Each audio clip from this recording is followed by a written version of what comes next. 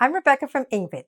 This lesson is for you if you make mistakes when you describe or especially when you compare people, places, or things.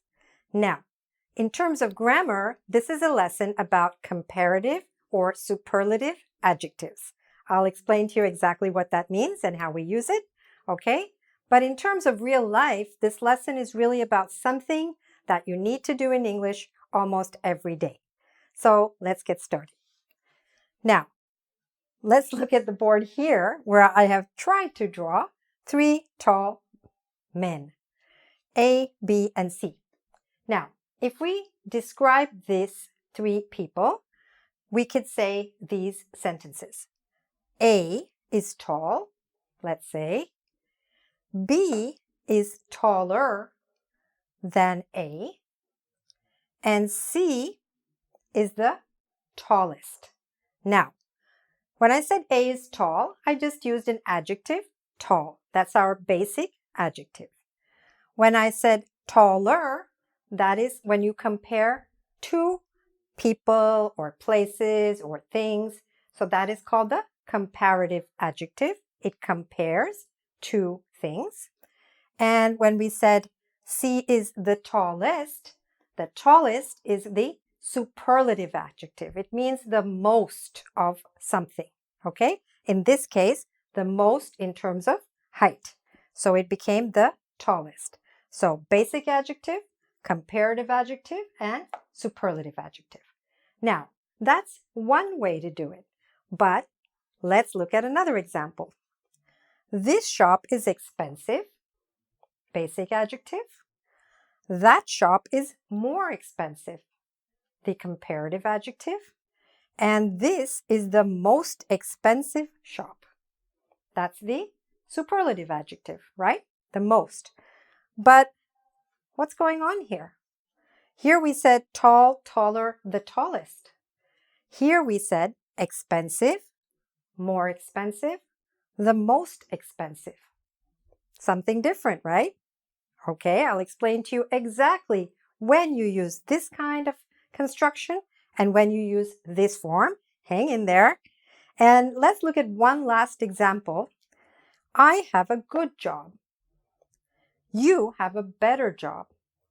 And she has the best job. In this case, good was the basic adjective. Better is the comparative adjective between two people. And the best is the superlative adjective. Now we have something even more different, right? Good, better, and the best. So which of these do you use when? That's what you're going to learn really, really well and in such an easy way that you will never forget it in just 1 second. Okay, so all of the examples we looked at just now were correct. So how do you decide which one to use? I'm going to show you now with a very simple chart. And what this chart shows you is that the point that matters is the adjective itself. How many syllables is it divided into? What's a syllable? It's how many parts in terms of pronunciation is the word divided into. And I will explain that to you right now. So, when we look at a very short word like cold, large, hot, or dry, it has only one syllable. We say it fast, cold. We cannot say cold. We just say cold. So it has one syllable. When we say this word, happy, it has two syllables. When we say this word, intelligent, it has intelligent. 4 syllables, actually. Okay? So syllables are just how many parts the word is divided into when we can pronounce it. Now, so when we start with one syllable words or really short words, all you have to do is to add an ER sound. So for example, the basic adjective is cold. The comparative adjective is colder. And the superlative adjective is the coldest. Cold, colder, the coldest. Now remember when you say this one, don't just say coldest, remember to say the coldest. Whatever I've written on the board in red is what you need to add. Now, there are two different things. One is when you're speaking and one is when you're writing. So you will see here on the board that there are some changes you need to make in spelling. But first of all, learn what to say. Because in the saying of it, you don't need to spell anything. All right? Later, you can download a free resource that I've written that will explain to you exactly all of the changes you need to make, also in the comparison and also in the spelling. All right? But that's later. Now let's just look at and understand the basic principles. So one syllable short words are just like that. Large, larger, the largest. Hot, hotter, the hottest. Dry, drier, the driest. Okay? Yes, there are spelling changes, but again, refer to the reference sheet for that. Right now, just try to get the rhythm of it, okay? Say it out loud with me. Now, the next rule is when you have a two-syllable word which ends with Y, then we do this. So let's take this example. Happy, two syllables, happy, ending with Y. So we cancel the Y and we add I-E-R, happier, okay? Happy, happier, the happiest. This is the happiest day of my life. Okay. All right. Busy, busier, the busiest. This week I'm busy. Last week I was busier. Next week will be the busiest week of the month. Okay? Like that. So, one syllable, just basically ER or R. Two syllables ending with Y, IER, usually. And now, for every other word, which is two syllables or more, you have a different pattern, okay? So, let's take an example. Modern, modern, two syllables, right? Modern, more modern, and the most modern, okay? So now you see where this construction comes in, right? It's different from these. Here we're using more and the most. The same for any word in English, which is a little bit long. When we say two syllables, it means 2, 3, 4 syllables, definitely longer words. We're going to use this construction, okay? For example, intelligent. He's intelligent. He's more intelligent. He's the most intelligent, okay? So more and the most, but we don't change the adjective itself. So those are the three basic things that you have to remember. If it's a very short word, just go hot, hotter, hottest, the hottest, hot, hotter, the hottest. Okay, when you're saying the sentence, it will come to you much more naturally.